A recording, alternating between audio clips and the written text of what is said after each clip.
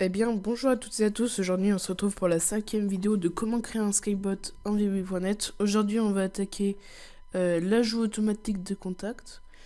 Donc, on va commencer tout de suite. Donc, vous allez choisir ici PSkype, donc ici. Et dans les déclarations de PSkype, vous allez prendre User Authorization Request Received. Donc, je vais expliquer la fonction. Donc, c'est si on reçoit une demande d'amis. L'ami qui va vouloir nous demander va s'appeler PayUser.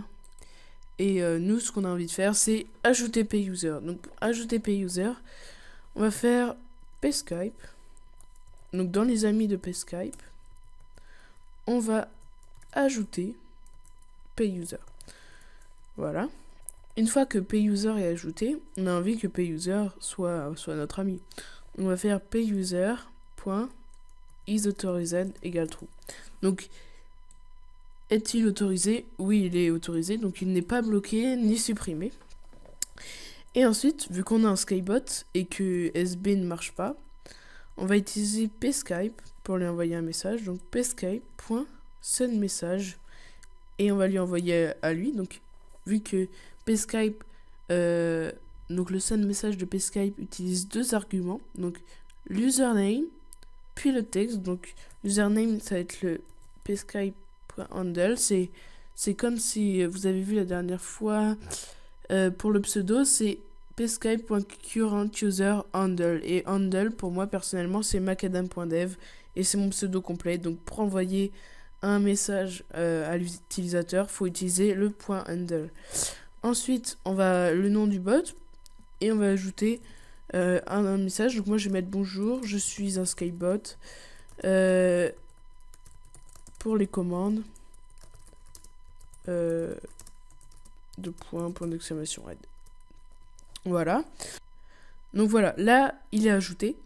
Donc maintenant, on va faire une checkbox. Donc une checkbox, elle peut être cochée ou décochée. Donc on va ajouter une petite place dans notre forme.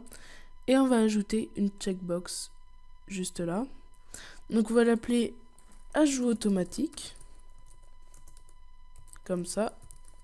Ajout automatique. Et on va le mettre en blanc grâce au for color. Donc hop, moi je vais le mettre en blanc. Ensuite, vous allez retourner dans votre code.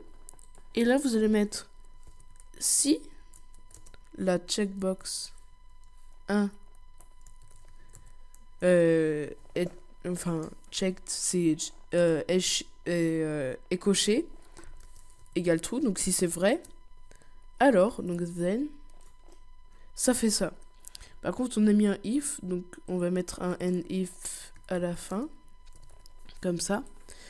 Voilà, donc si checkbox1.checked, donc si elle est cochée et que c'est vrai, alors ça va ajouter PayUser.